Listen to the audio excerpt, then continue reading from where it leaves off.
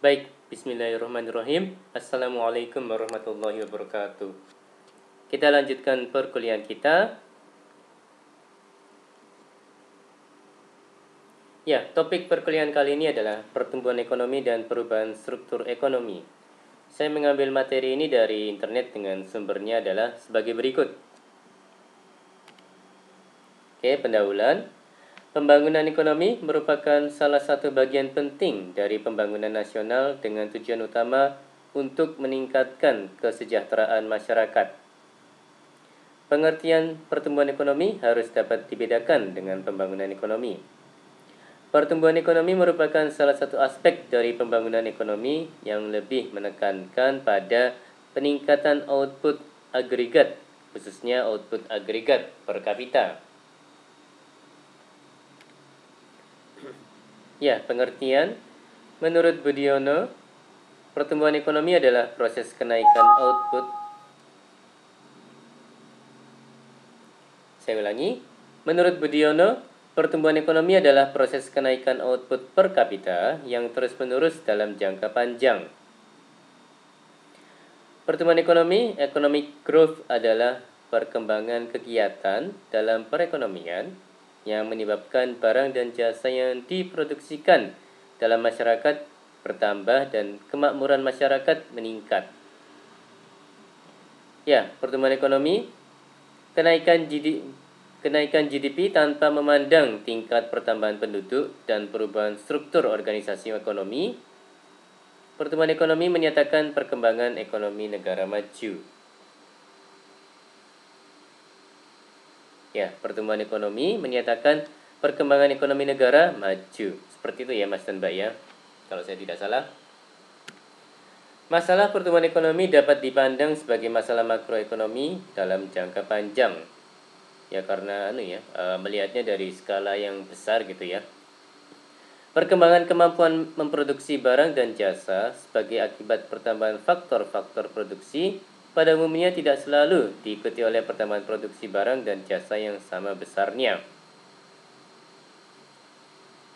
Pertambahan potensi memproduksi seringkali lebih besar dari pertambahan produksi yang sebenarnya.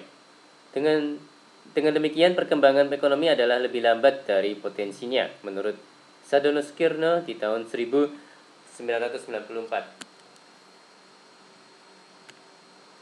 Sumber kenaikan pertumbuhan ekonomi. Pertumbuhan ekonomi umumnya didefinisikan sebagai kenaikan GDP real per kapita. Pertumbuhan ekonomi diukur dengan produk domestik bruto, menjadi salah satu target penting yang harus dicapai dalam pembangunan ekonomi. Gross Domestic Product atau GDP adalah nilai pasar keluaran total sebuah negara yang merupakan nilai pasar semua barang jadi dan jasa akhir yang diproduksi selama periode waktu tertentu oleh faktor-faktor produksi yang berlokasi di dalam sebuah negara. Kenaikan GDP dapat muncul melalui 1. Kenaikan penawaran tenaga kerja. Penawaran tenaga kerja yang meningkat dapat menghasilkan keluaran yang lebih banyak. Jika stok modal tetap sementara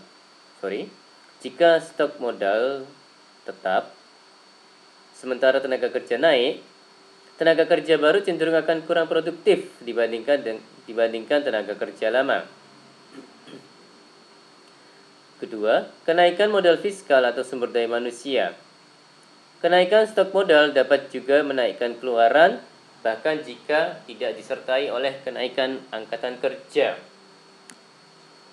Modal fisik menaikkan baik produktivitas tenaga kerja maupun menyediakan secara langsung jasa yang bernilai. Investasi dalam modal sumber daya manusia merupakan sumber lain dari pertumbuhan ekonomi. Ya, yang ketiga, kenaikan produktivitas. Kenaikan produktivitas menunjukkan setiap unit masukan tertentu memproduksi lebih banyak keluaran. Produktivitas masukan dapat dipengaruhi oleh faktor-faktor termasuk perubahan teknologi, kemajuan pengetahuan lain, dan ekonomisnya skala produksi, menurut Case dan Fair di tahun 1999. Manfaat pertumbuhan ekonomi ya antara lain sebagai berikut. Laju pertumbuhannya untuk mengukur kemajuan ekonomi sebagai hasil pembangunan nasional. Pendapatan per kapitanya dipergunakan untuk mengukur tingkat kemakmuran penduduk, sebab semakin meningkat pendapatan per kapita, dengan kerja konstan semakin tinggi tingkat kemakmuran penduduk dan juga produktivitasnya. Jadi kalau gampangnya pendapatan per kapita itu pendapatan per orang ya Mas dan Mbak ya. Sebagai dasar pembuatan proyeksi atau perkiraan penerimaan negara untuk perencanaan pembangunan nasional atau sektoral dan regional. Yang kedua, sebagai dasar penentuan prioritas pemberian bantuan luar negeri oleh Bank Dunia atau lembaga internasional lainnya. Yang ketiga, sebagai dasar pembuatan perakiraan bisnis, khususnya persamaan penjualan bagi perusahaan, untuk dasar penyusunan perencanaan produk dan perkembangan sumber daya, tenaga kerja dan modal menurut Thornbach dan Fisher di tahun 1994. Tingkat pertumbuhan ekonomi harus lebih besar dari laju pertumbuhan penduduk agar peningkatan pendapatan per kapita dapat dicapai menurut Tambunan di tahun 2006. Ya, masuk ke pembahasan perubahan struktur ekonomi. Selain pertumbuhan proses pembangunan ekonomi jangka panjang dengan pertumbuhan PDB akan membawa suatu perubahan mendasar dalam struktur ekonomi. Jadi PDB itu produk domestik bruto. Jadi bahasa Indonesianya GDP ya Mas dan Mbak ya. Dari ekonomi tradisional dengan pertanian sebagai sektor utama ke ekonomi modern yang didominasi oleh sektor-sektor non-primer, khususnya industri manufaktur, increasing return to scale, relasi positif antara pertumbuhan output dan pertumbuhan produktivitas sebagai motor penggerak pertumbuhan ekonomi menurut Weiss di tahun 1988. Ada kecenderungan bahwa semakin tinggi laju pertumbuhan ekonomi, akibatnya semakin tinggi pendapatan masyarakat per kapita. Maka makin cepat perubahan struktur ekonomi dengan asumsi faktor penentu lain mendukung proses tersebut seperti manusia, tenaga kerja, bahan baku, dan teknologi. Perubahan struktur organisasi adalah perubahan struktur ekonomi yang disebut transformasi struktural, istilah Kuznets. Transformasi struktural dapat didefinisikan sebagai suatu rangkaian perubahan saling terkait dalam komposisi permintaan agregat, perdagangan luar negeri, ekspor dan impor, penawaran agregat, produksi dan penggunaan faktor-faktor produksi yang diperlukan guna mendukung proses pembangunan dan pertumbuhan ekonomi yang berkelanjutan menurut Chenery di tahun 1979. Oke. Ada beberapa poin yang terkait dengan sebab-sebab percepatan pertumbuhan ekonomi. Yang pertama ada keinginan negara untuk mengejar ketinggalan. Yang kedua pertumbuhan penduduk. Yang ketiga adanya keharusan negara maju. Yang keempat adanya peri kemanusiaan terhadap negara. Metode penghitungan pendapatan nasional ya ada metode produksi, ada metode pendapatan, yang ketiga metode pengeluaran. Ya, cara perhitungan pendapatan nasional. Yang pertama ada pendapatan nasional harga berlaku nominal, dan yang kedua pendapatan nasional harga tetap real. Pendapatan nasional adalah jumlah pendapatan yang diterima oleh seluruh rumah tangga keluarga (RTK) di suatu negara dari penyerahan faktor-faktor produksi dalam satu periode, biasanya selama 1 tahun.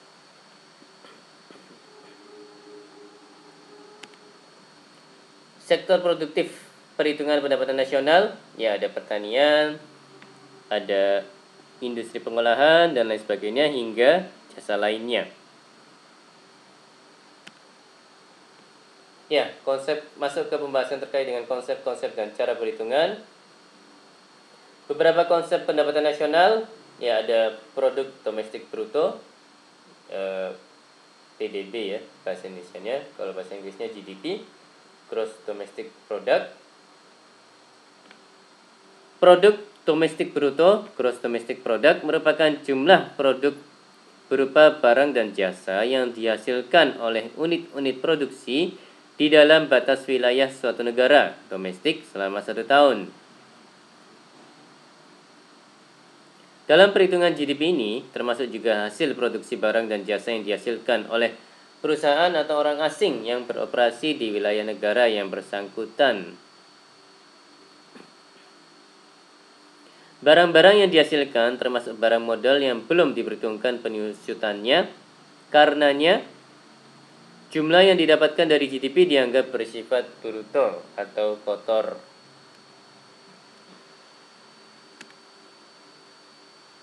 Pendapatan nasional merupakan salah satu ukuran pertumbuhan ekonomi suatu negara. Produk nasional bruto (GNP), Produk nasional bruto (Gross National Product) atau PNB, meliputi nilai produk berupa barang dan jasa yang dihasilkan oleh penduduk suatu negara nasional selama 1 tahun, termasuk hasil produksi barang dan jasa yang dihasilkan oleh warga negara yang berada di luar negeri tetapi tidak termasuk hasil produksi perusahaan asing yang beroperasi di wilayah negara tersebut. Produk nasional neto (NNP), Produk nasional neto (Net National Product) adalah GNP dikurangi depresiasi atau penyusutan barang modal, sering pula disebut replacement. Replacement penggantian barang modal atau penyusutan bagi peralatan produksi yang dipakai dalam proses produksi umumnya bersifat taksiran sehingga mungkin saja kurang tepat dan dapat menimbulkan kesalahan meskipun relatif kecil. Oke, pendapatan nasional neto NNI ya, NNI ya kalau bahasa Inggrisnya. Pendapatan nasional neto ya, net national income adalah pendapatan yang dihitung menurut jumlah balas jasa yang diterima oleh masyarakat sebagai pemilik faktor produksi. Besarnya NNI dapat diperoleh dari NNP dikurangi pajak tidak langsung. Yang dimaksud pajak tidak langsung adalah pajak yang bebannya dapat dialihkan kepada pihak lain seperti pajak penjualan, pajak hadiah, dan lain-lain.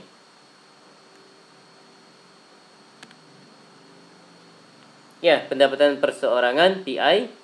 Pendapatan perseorangan (personal income) adalah jumlah pendapatan yang diterima oleh setiap orang dalam masyarakat, termasuk pendapatan yang diperoleh tanpa melakukan kegiatan apapun. Pendapatan perseorangan juga menghitung pembayaran transfer payment. Transfer payment adalah penerimaan-penerimaan yang bukan merupakan balas jasa produksi tahun ini, melainkan diambil dari sebagian pendapatan nasional tahun lalu. Contohnya adalah pembayaran dana pensiunan, tunjangan sosial bagi para pengangguran, bekas pejuang, bunga utang pemerintah, dan sebagainya. Untuk mendapatkan jumlah pendapatan perseorangan, NNI harus dikurangi dengan pajak laba perusahaan, pajak yang dibayar setiap badan usaha kepada pemerintah. Laba yang tidak dibagi, sejumlah laba yang tetap ditahan di dalam perusahaan untuk beberapa tujuan tertentu, misalnya keperluan peluasan perusahaan, dan iuran pensiun, iuran yang dikumpulkan oleh setiap tenaga kerja dan setiap perusahaan dengan maksud untuk dibayarkan kembali setelah tenaga kerja tersebut tidak lagi bekerja. Ya, pendapatan yang siap dibelanjakan (DI).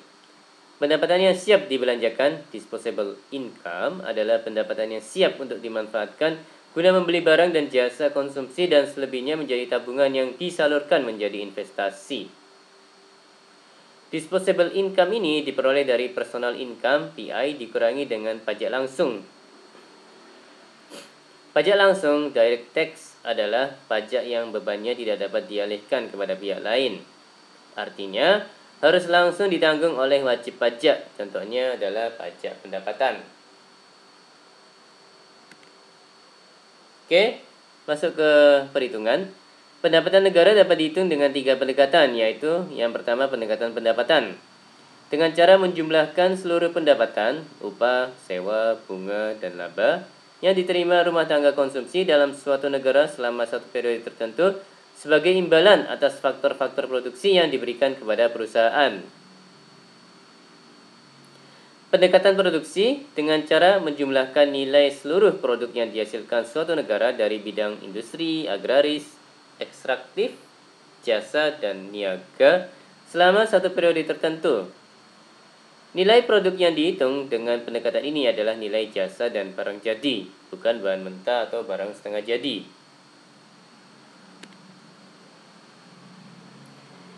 Yang ketiga, pendekatan pengeluaran dengan cara menghitung jumlah seluruh pengeluaran untuk membeli barang dan jasa yang diproduksi dalam suatu negara selama satu periode tertentu. Perhitungan dengan pendekatan ini dilakukan dengan menghitung pengeluaran yang dilakukan oleh 4 pelaku kegiatan ekonomi negara, yaitu rumah tangga, consumption, pemerintah, government, pengeluaran investasi, investment, dan selisih antara nilai ekspor dikurangi impor atau X dikurangi M. Ya, rumus menghitung pertumbuhan ekonomi adalah sebagai berikut. G sama dengan PDBS dikurangi PDBK dibagi dengan PDBK dikali dengan 100%. G adalah tingkat pertumbuhan ekonomi, PDBS sama dengan PDB real tahun sekarang, PDBK adalah PDB real tahun kemarin. Ya, contoh soalnya seperti ini, silakan dibaca sendiri ya Mas dan Mbak ya, dan kalau perlu silakan dikerjakan lagi masing-masing. Oke. Manfaat. Perhitungan pendapatan nasional juga memiliki manfaat-manfaat lain, diantaranya 1. Untuk mengetahui dan menelaah struktur perekonomian nasional. Data pendapatan nasional dapat digunakan untuk menggolongkan suatu negara menjadi negara industri, pertanian, atau negara jasa. Contohnya adalah, berdasarkan perhitungan pendapatan nasional dapat diketahui bahwa Indonesia termasuk negara pertanian atau agraris, Jepang merupakan negara industri, dan Singapura termasuk negara yang unggul di sektor jasa, dan sebagainya. Yang kedua, untuk menentukan besarnya kontribusi berbagai sektor perekonomian terhadap pendapatan nasional, misalnya sektor pertanian, pertambangan, industri, perdagangan, jasa, dan sebagainya. Data tersebut juga digunakan untuk membandingkan kemajuan perekonomian dari waktu ke waktu, membandingkan perekonomian antar negara atau antar daerah, dan sebagai landasan perumusan kebijakan pemerintah. Oke, faktor yang mempengaruhi ada permintaan dan penawaran agregat. Permintaan agregat menunjukkan hubungan antara keseluruhan permintaan terhadap barang-barang dan jasa sesuai dengan tingkat harga. Permintaan agregat adalah suatu daftar dari keseluruhan barang dan jasa yang akan dibeli oleh sektor-sektor ekonomi pada berbagai tingkat harga. Sedangkan penawaran agregat menunjukkan hubungan antara keseluruhan penawaran barang-barang dan jasa yang ditawarkan oleh perusahaan-perusahaan dengan tingkat harga tertentu. Jika terjadi perubahan permintaan atau penawaran agregat, maka perubahan tersebut akan menimbulkan perubahan-perubahan pada tingkat harga, tingkat pengangguran, dan tingkat kegiatan ekonomi secara keseluruhan. Adanya kenaikan pada permintaan agregat cenderung mengakibatkan kenaikan tingkat harga dan output nasional, pendapatan nasional, yang selanjutnya akan mengurangi tingkat pengangguran. Penurunan pada tingkat penawaran agregat cenderung menaikkan harga, tetapi akan menurunkan output nasional, pendapatan nasional, dan menambah pengangguran. Konsumsi dan tabungan. Konsumsi adalah pengeluaran total untuk memperoleh barang-barang dan jasa dalam suatu perekonomian dalam jangka waktu tertentu, biasanya 1 tahun. Sedangkan tabungan, saving, adalah bagian dari pendapatan yang tidak dikeluarkan untuk konsumsi. Antara konsumsi, pendapatan, dan tabungan sangat erat hubungannya. Hal ini dapat kita lihat dari pendapat Keynes yang dikenal dengan psychological consumption, yang membahas tingkah laku masyarakat dalam konsumsi jika dihubungkan dengan pendapatan. Investasi. Pengeluaran untuk investasi merupakan salah satu komponen penting dari pengeluaran agregat. Ya, ini sekadar tahu saja ya Mas dan Mbak ya. Baik, demikian dari saya. Mohon maaf kalau ada kata-kata yang salah. Terima kasih atas perhatiannya. Wassalamualaikum warahmatullahi wabarakatuh.